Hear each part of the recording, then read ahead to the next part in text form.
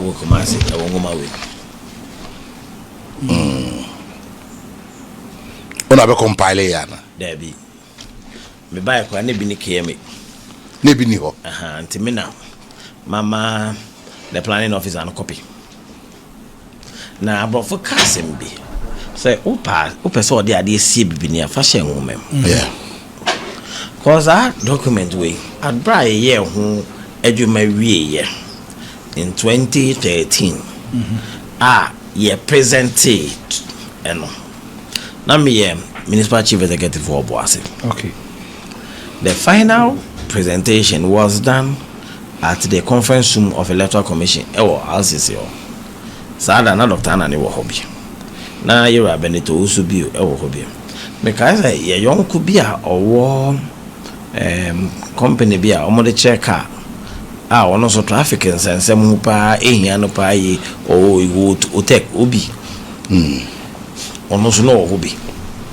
And subsequently onipa onimedi saade no nkomo pe eyo all the media men are mobile they have forgotten about the work that was done in the John Mahama administration first term. The development plan for Greater Kumasi and its impact on Ashanti region. Opa biza onya kujuma for COVID the benso. President Kufuor started or addressing or use the word Greater Kumasi. Mekache could say that statement na papa na ye no Emma me who say knowledge about this document. Just that the implementation no ain't here no. Because the originating source the NDC regime. Me pacho adia ekoso in between Santase runabout. Fi patasi yewa kejesi da anymore. No eba betwemu ko asukwa interchange no so. Yeah. So be catch you say aban bi da ye so other than John Dramani Mahama and the NDC aban da ye so document ni die. Nti omo na modwo manu me beto ye no. This is the document. Greater Kumasi in the Republic of Ghana, final report, summary, September 2013, sponsored by Japan International Cooperation Agency. JICA. One sponsor. And I'll take you to page 13 of the document. Now, Marka, baby, also the goal of the project, which is to be attained by utilizing the proposed plan, is to contribute to the promotion of efficient and effective development of the Greater Kumasi sub-region by reviewing the discussions held with the head office of the Town and Country Planning Department for determining the scope of work for this study. JICA study team defined objectives of the project as follows: to formulate a sub-regional special development plan framework for Greater Kumasi sub-region, to formulate a sub-regional structure plan to guide the development and or redevelopment of the part of the Greater Kumasi sub-region which is subject to urbanization from Kumasi city. And then I'll take you to page 58 on the document.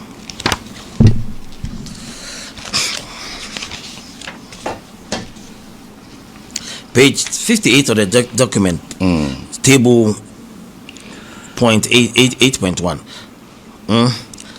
Phase special development scenarios for Greater Kumasi sub-region. First one, upgrade the Joso Continency Bekwai Road, currently regional road to inter-regional road. That one has not been done. Because the Greater Kumasi project is supposed to end at Anyakwanta. It could connect Bekwai through Continency to Joso and link to Atia, go through Japping to get to Agona.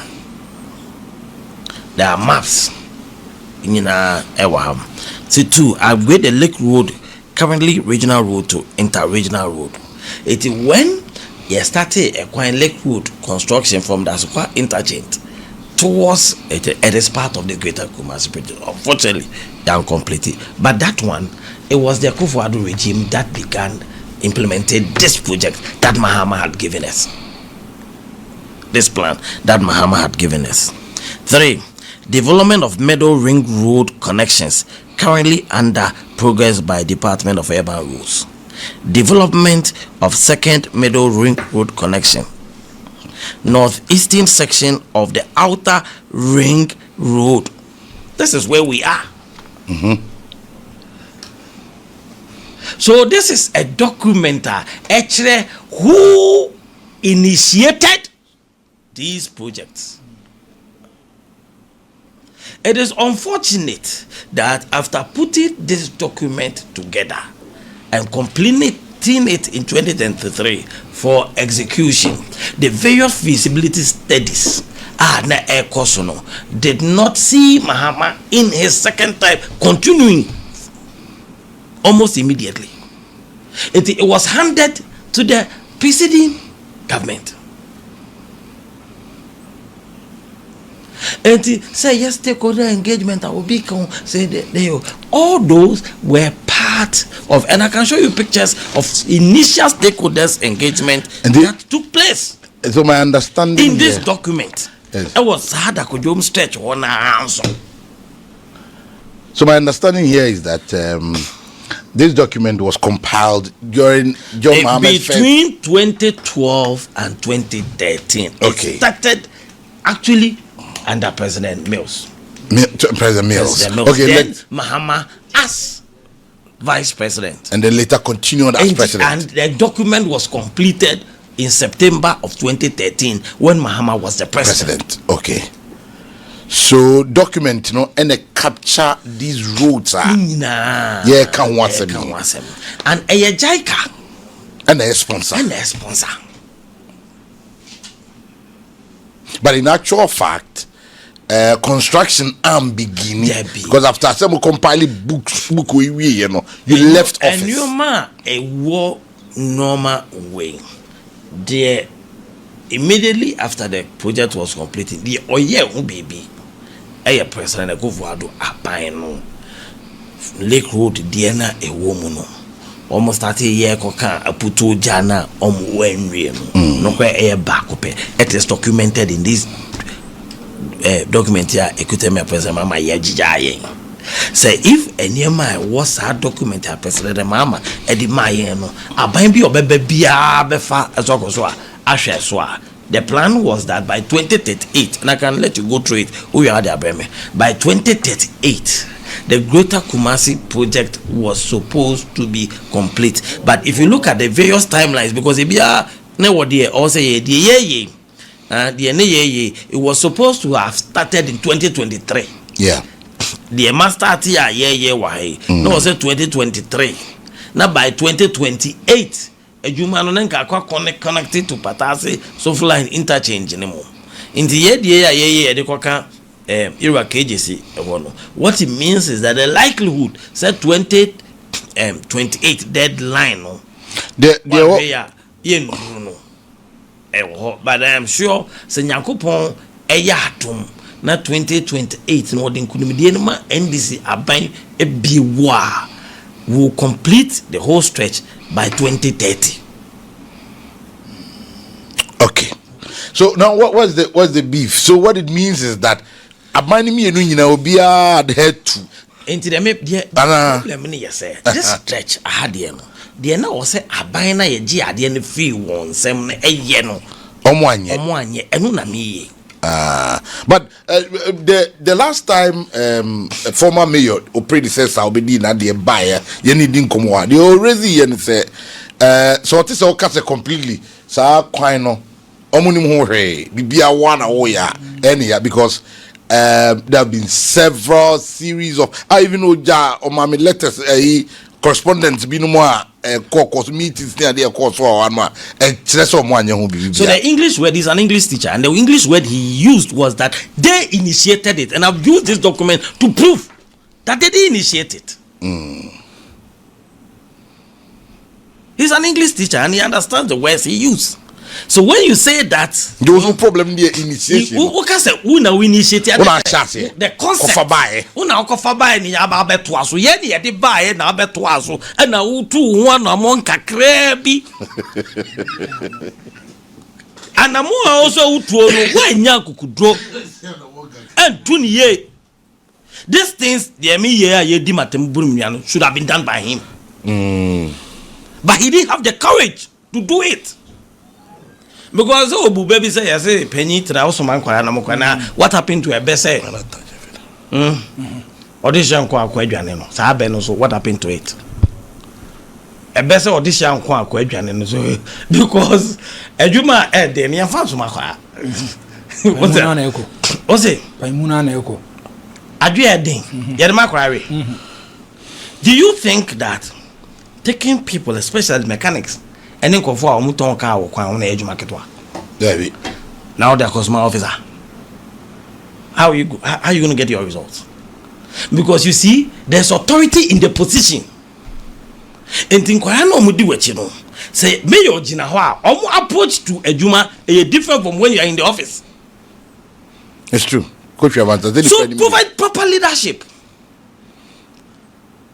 Because, Master, what we go through, what we are doing, it is the most difficult aspect of the job of a mayor.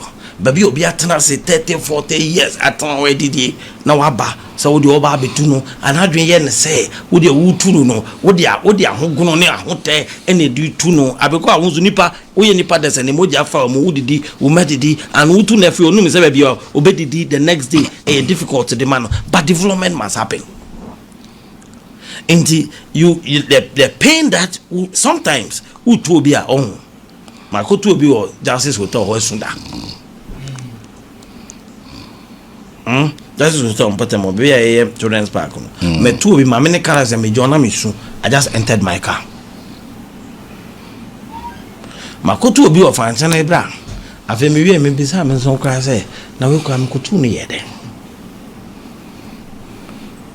Because unim yakwe no one anya gidigidi o. Oye free o. Na subsequent to we free o do de be firm no wa momi o ani matebo. Do de be firm o afi be kwa na manu me ho say. Kutu no afi na abeye burden e de amame. Nti it is not an easy task. They say Saturday me twa won amuton ka wo mai ofa taniam. Wo hu say ye omo no muton aboba ne fi ho no. Ye tu amna preparing the area for mast na high tension pole ne si ho no. Ye baba relocate once ye tu amna ye wo ho. Wo hu say ye lay pipes preparing for the construction of the roads. Into yes, some pipes no e dey free. Baby, yes, some pipes no dey free no. Ye tu dey ufri no so a oba no so no. Ye tu no. Saturday no asan kwato cement ni anwea. So I enter the place and now bon kwasaka. Oh, other work feel. Asan cast or sand the cement go baby a. Ye dey pipe for na akwa kwase no. Oh, kuzo on said ye ofri so a ye ba wo so no ye tu no. But just this Saturday. Maybe I saw you want to know. Oh, now what papa na de man. And I'll be to know. Obi aton man. Meanwhile, ni cage na wode age ne kan anim nyina. O chena nyume 5 o'clock ento. Mu betu. Ye betu. Almost with me den do. Enye me tin na eden. Oh. You don't put human face. Ne, onim. Zuba pa, oba yes oba ko o hwe woni gra. Te pa hene chine yeda. On the atron, when si wa so, untimi mu man. What I say ye penny pa ni pa in mo pa me say me enunti na ya me tu o mo a me che no te say omo was containers was stadium way me the demolition team go I started demolition me say woman ba ko condition onyem me hwe ne condition and one am fair me cover na me say ben me dia agwa meji me din wa ana o chief na me say ma me no onyem na me hwe ne skin asesa. If I go on with this exercise we will lose a life here. And obi abeka say dia na oje na containers ya wo vie pay obi anka nti papa me pa ye no obeji di mboni me di beji di boni so let's put it on hold yentuebo nti immediately me fe o munyina by na me say I want to adopt a human face to this. In fact, the truth of the matter is acceptable. Look, I can't sports stadium. What can say container about so why must this happen in Kumasi? And then idea, this is the country's second largest city, preparing for real development. And for me, I have people who have come from US and they want to condos because of the airport. I have too many of them. Maybe I know that we're engaging people. One of development. When they come and the city is not properly organized, nobody will invest. Say right investments and also amba. What I say. So I want to tell you, but we have to prepare the city for growth, proper development, then create employment. And it is fortunate or unfortunate that at this particular point in time, I find myself as mayor, and I feel I must provide the kind of leadership. IFM intimacy. Okay, let's look at the aesthetics of the stadium and consider your business interest. Inti makope design one color. Minim say yeshenu ye woha. Uchemukwa uhuse containers go. Ya the sample ababes yo. Ya mamu time mun register. Obi ye nani. They haven't registered. Nobody. Hey, obeche ya kopa time a wodi excavator abesi obebubun container no wa kobrubia na ze bia na bemde o te kwa ho to apetition se nkofo ababa wo ze memebre na me no wana bebre wa to apetition ama nkofo abre sadu na nyedwa eni wedua we nya hwe wo mso eni me a mi yi sa ate bia na fro se mpo ye nya hwe kura wo mpo a na wo to apetition se nkofo abra abo na me yi afro me no me wana nya mbabo no bai. What's the meter? Obechayama. And then draw. Meanwhile, more stadium running in ano. First August ento. First August. Ento. There's no way first August better more. I don't show human face crowd. Debbie. Some my year 50 last year. I'm at December. What you say? My year minimum engage year 50 last year. I'm at December. Into the my deadline December. If it's January, Becca Sabi in 6 months. Na me buy yesem ba be demolition no mu nyina buy me sa chem se ma me wenti and me put it on hold ade no on hold eti munye ni say mame munye ni say mame ne ko no ye fe ne mudawa I can accommodate you there na ye kakra bo ame ne ko no nye kama na so so nye mo ame a se ne opeso fio what you say obetwe ya o ma o mu register o omuntu ana mo bia o ade bechi amaya kwakotu ono omo machines ono no akoka che blogger bi say wa mo ya mane ndi madwe nya adwuma se ba bi obi ton edidi me se me fiti ya me mo na mane na makwako yi na fio me de me wi amene me makodidi how will I do that we mo na mo ka say omunyina apart from say engage omunyina san ba KMA e ma me san the project no actually on my laptop so one by one. Man, you my few no. Omo yedidi pap, including the man now or yedidi kase.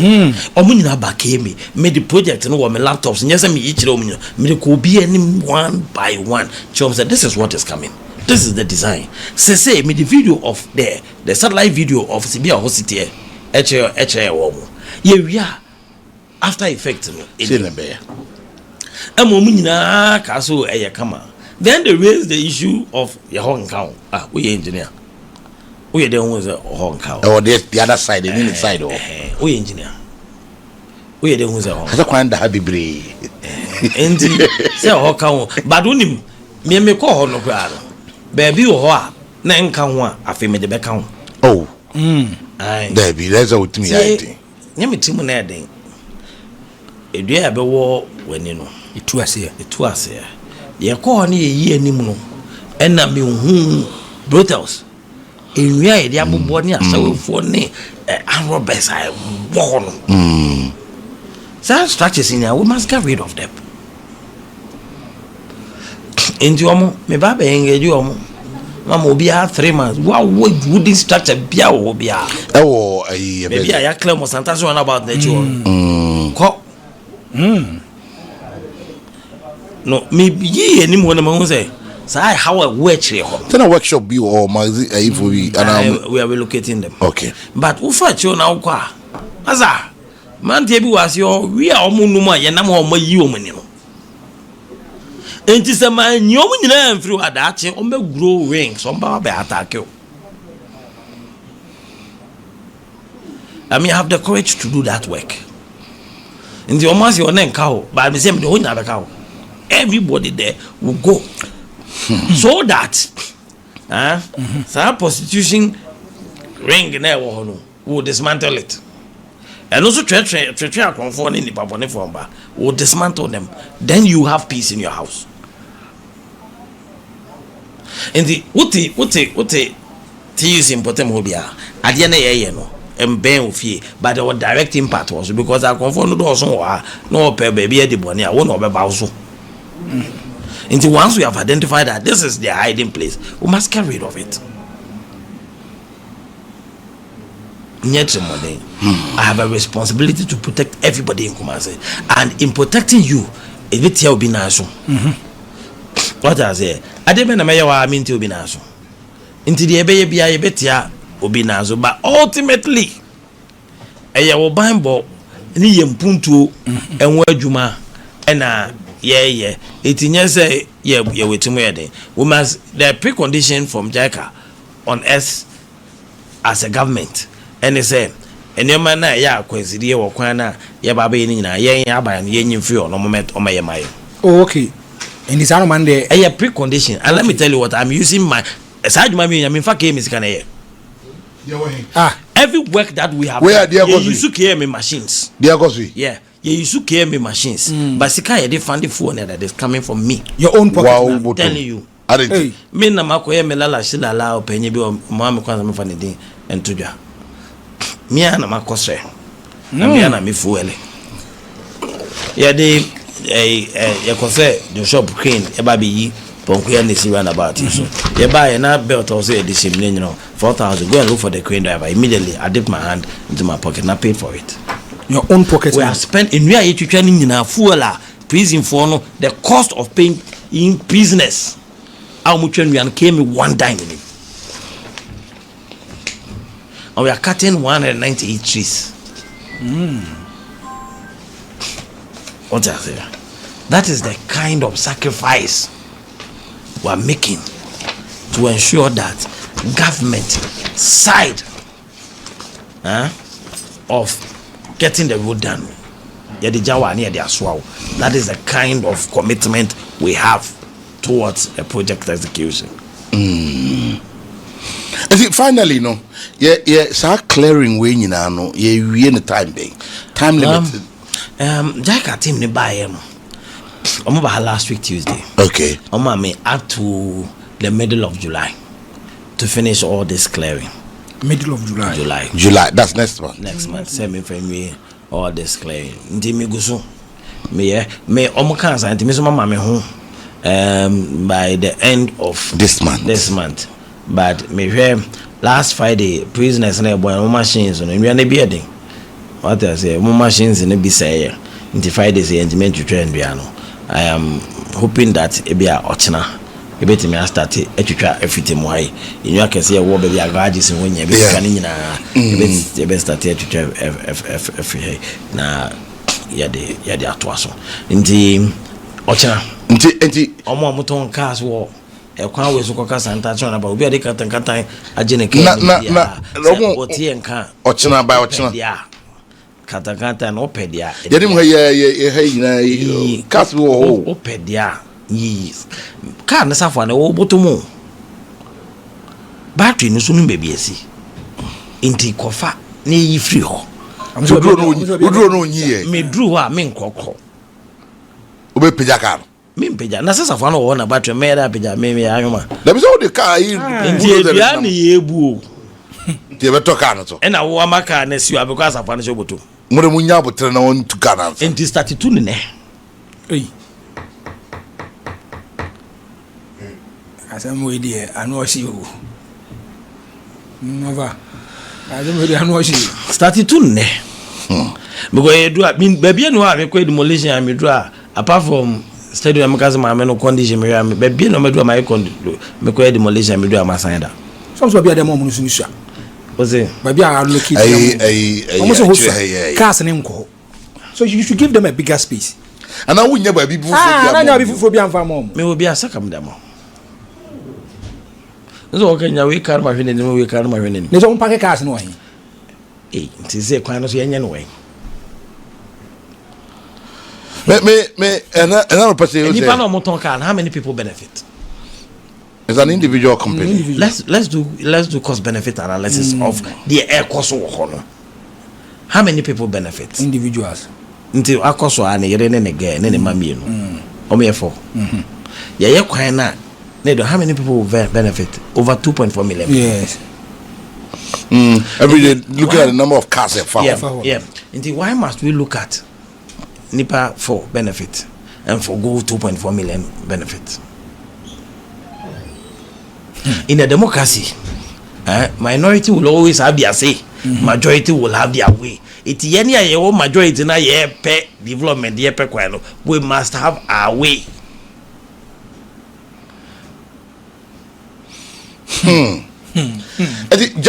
Contractors have handled sa kwano. I'm from Japan. Jaika for na di omo. Inti ye die anto se be we ye die no mai.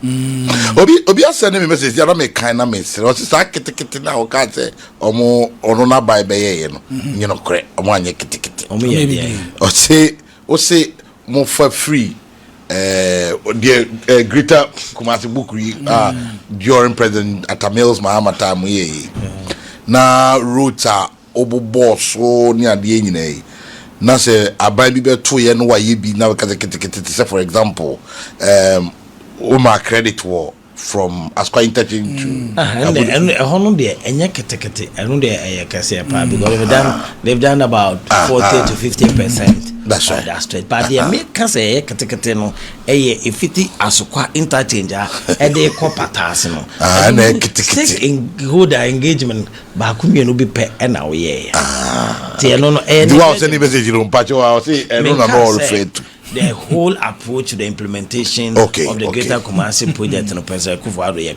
I have not said that. And I have commended President Kufuor's regime. Say if it is Asokwa, Ekoka Eputo Jasino, Eputo Jano, yes, and that per the document, no, that's about 50% of what has to be done on that stretch. On the machine. And I don't like partisanship. Right. Unless somebody pushes me to the wall, because when it comes to development, I have a fear. MPP ni NDC a retarded progress. What I say, a retarded progress. I have a worry. Why is it that after 2013, this document exists?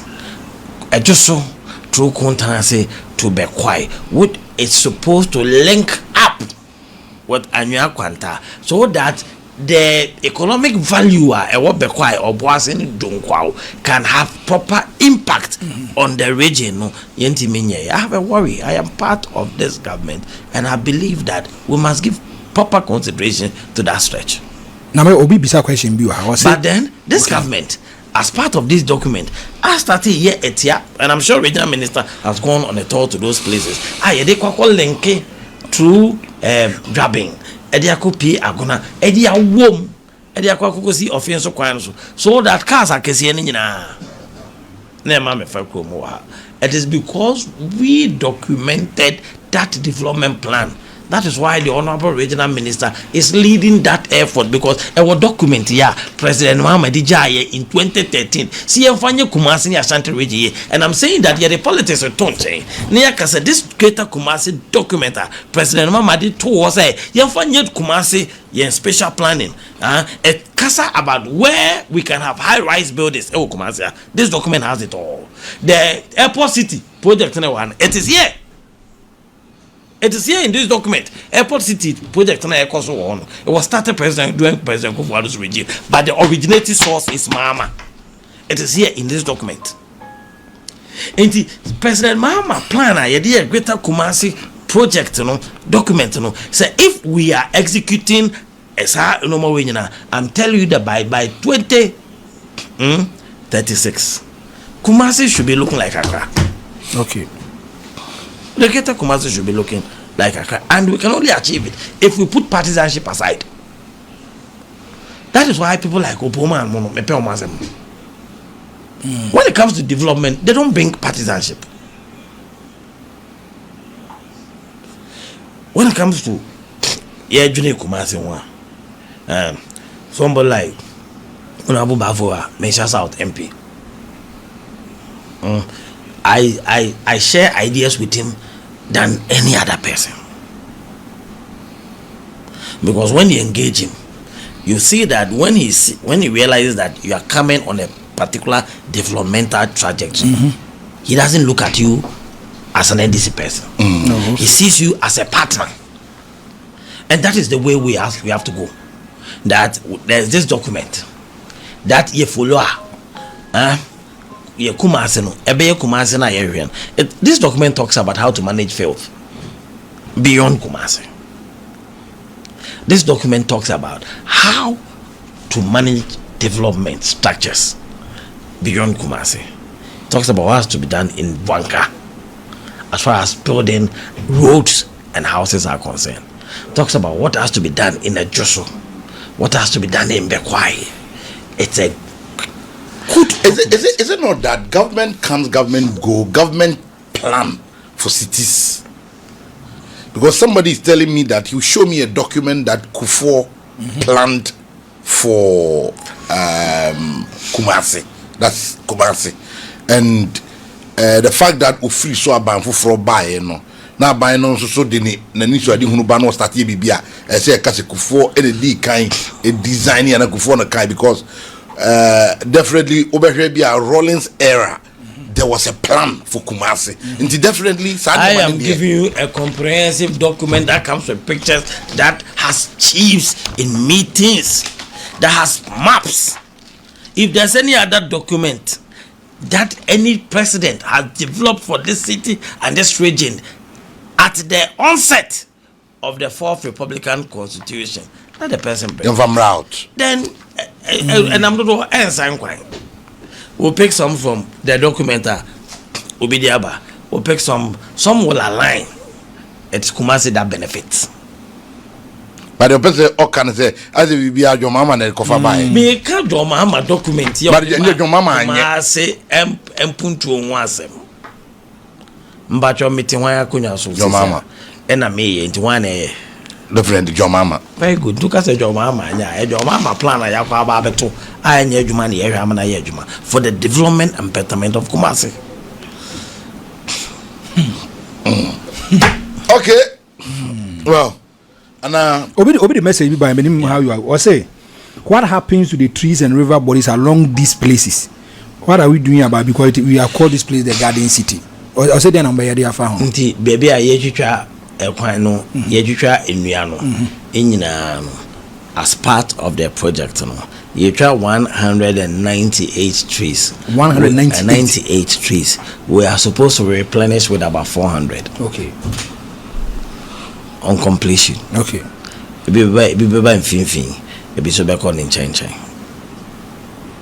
Okay, also what deadline to 15? Okay, middle of July.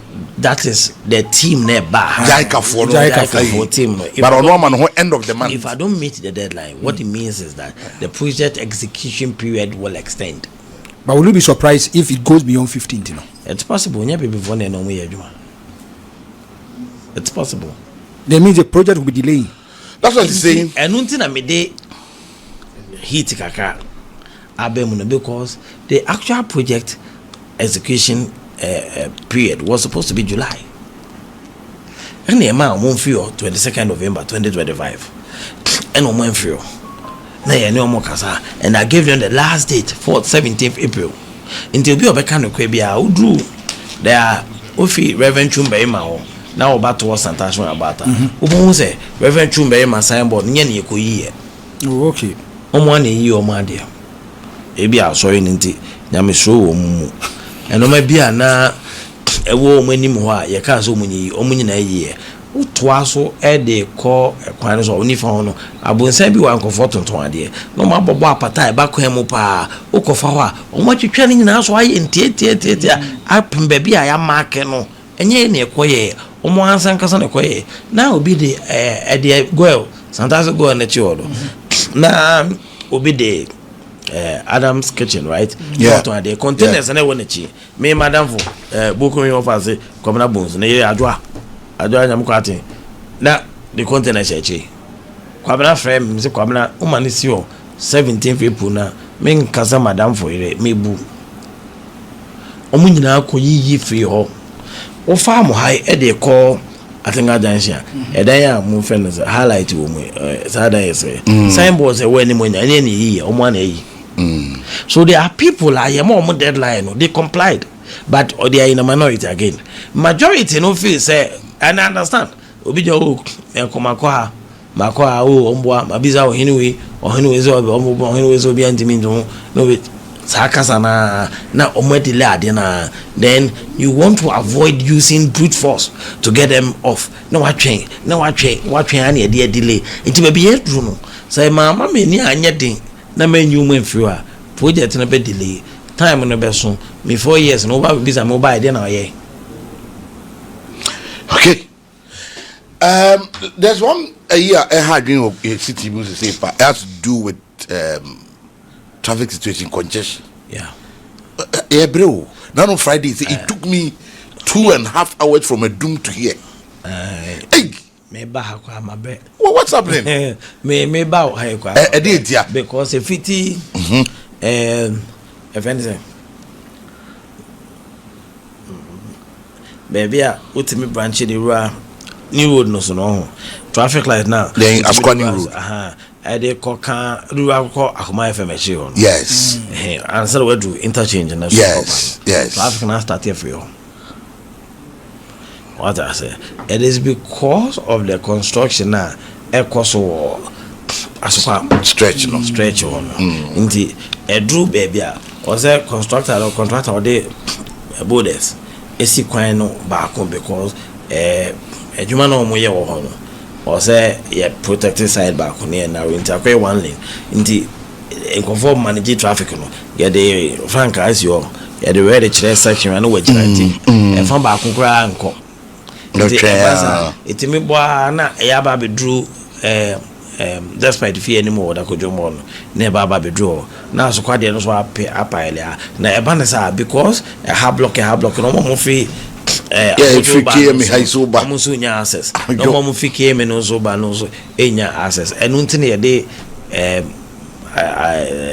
oshe akugu ye mpanyi for so nka ya mama yesika ye de yes antase runabout to bekwara runabout no so de be ya at least it me one lane omo anka ombefa ho akwadum no bebre bete e de afa na ye ho ahare ye kakra ewo ho.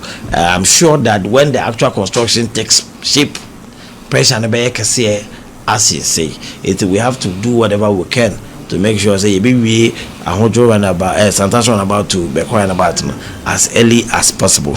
Na ya hwe say we confirm no runabout one so no omo matiti station wo ho no ya reduce omo activity no pa yi you want to reduce runabout no eba ho no eno so omo timi move freely e dey akọ Cover not about you one say reduce it. Him say we yom. Why reduce? I know you to be a strong person.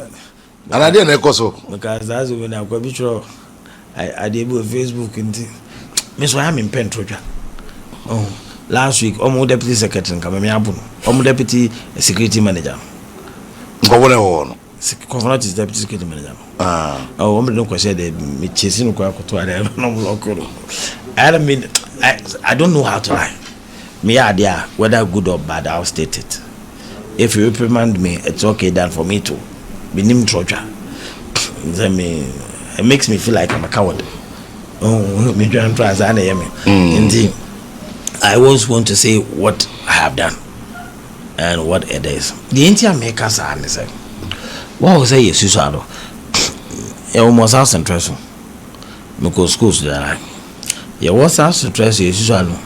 Na ye wo mu fa water scotters no ba be pie kwana about yedako soja yedako school soja la na Cape Coast station ewo baby a inya penny onya ne baby ko ratio baby a ne car garage no ho ye Cape Coast station nti mpuntu na de Cape Coast station ba kijetia manu ko pie edana na Kwame office wo de ko Morocco shoe stores important hona na yede free okokodu na car station bia ni kofonochi OPD nanimo nti na car bia efi Cape Coast ana ni ode bia se ana obasis kwan no so nyina eba no omu nyina ewrem wo kofonochi OPD nanim no wasi nipa no na runabout ketu ebe ne wo no atene no okọ enei kofonochi fo na hwe ama sa car park na was say enka omo amufi the central and the western regions na enka omo be yini pa kofonochi nyina ejina ho ye no adani taxi station omo fili taxis na ama empo ekwan na omo abefo mapie no kwa eya fili understand kofonochi fo no so mo ye so why anya ne sa na omo ho ye station no obi nso yare fo o kofonochi ho na parking space bia ni ho e mana mpacho car no oba onyina hin we ni panesi. Okay, sometimes we have to be real. Enti I just ojina kwa because comfortable for na rama taxes no afele ho. Yeah, But what I say, yeah, enti ye tu ana mo maka cho mo say omfa omuja line bi nto so that cars no nyina eba no e betimi ewrem me hwe na so mo hwe da ko makogu omo taxi station. Yo Mate enti se de eka nyina ne se wa esi tunutu se sa ka sesa mun free kwa no na adwuma no anopa na meka unim ba ko bi o wa habio wa ba ufiri mu ana wo sane ba KMA baby a Assemblies of God asoye we yamane baby ho what the paving blocks are big so wa sisi pillars but yes still den kanta na be on or the paving blocks so waja hoko the cars this baby sisi the kind of society baby me wa yama baby eh ama wa be kept so aye ho kama menim se wo ba ni menim ye ya o twen ama graded ro wo de offer hwe bonso de wasese paving blocks bebre wo conveniently e should be here ho wa be ye kama where you cars ni nyina de about wato there are about 3 spaces if you are e betim dem omo ye radio movie and me here what I say because space near minimal I mean to dey say but when you break now one who say ye bampa now ba ye beto say kwa ye beto say onso kwa we dey mun take now wa twe say wo dey excavator ba no akofa blogger amana ba betwa abe di matem you want the bloggers betwa no akofa blogger no dey ato ne di watema ye we dey ready ado we dey mtie we dey atem di no manimi ma kan ni nyina nipa be trepe comment amaka e 1007 omo kaseti ade ye no obi apɛ development obi etu ewunye obi mo nka bi ma enti this type of media ni nyina kra obi akabi ma me open nipa ba ko o champion o campaign obi akabi ma me etu ewunye obi ma ni nka bi ma enti contem na Kumasi ntumpo na ukofa ukakra na ukofa spinters ho na u bypass na u kro na FFF ye nye no basa be ka se bo have a problem me pa bochi sometimes if you Kumasi no do kan o share the volume of development na wo ya yikurasi ni kwagu just say shepa development koto o dare ho kwa akra in the next month o say kwa dia na nam so Kona say come. It's time. Yeah, call Jabari mami 1 week. Ena eja yese no adenta. Ena minde se minim me na moyer fa kwa yeso ena makwa. Enti yaye 1 week na wie. Yesa akọ back to you Kumasi. Minim se me kofa obi ka je mi o fa ya obepi UPS is ya. And I'm saying, I'm not going to ye fa hampasisi e mi hu ya ne say ye duru na akono Oh, them is enti ye nyina ye ne kaka ati oro so na ka mani so ade hunu pa ne se gede bedu fa patase e de akwa kopi so full line na ko see train sika na ye ready no e de edu holy mary hope the compensation eh why there omo wo kwa no ya mo compensation title ndi compensation omo why there de ma no nye nipa na japade o container no now by we are so container one compensation compensation there yeah but you so for ya compensation the man dem brand the man dem brand no ebo bi wa o sha Zuba o ko ma ho ha keke obi te about reservation akọ container oko permit the man temporary structure the man me asan true mu say abani all right so you flow at any time ya nti afi bia we renew nti wa before akwaje aka say aba metima be you at any particular point in time bia the container there wo de kwa emra no wo je permit na hyem say abani all right so be you flow at any particular point in time nti compensation the name okay obi wa na ne dance so or bedding permit ninkrata nyina kama ekwan ne kana sa ankofo ni nya land valuation board yo moduma ebi wo da kodwum omo safo no de ya compensation land valuation boards eguso a omo ye moduma wa yo won krata papa jese ni da yesi de no ho kwan se ni da yesi ya ne de omo de enya de a ye be fa obi a ade da police for container no kwa police for no ba omo patrol pe before akusa police is resa ye man be ngozi a wo de Zuba me da se anopei e wo bra wanya man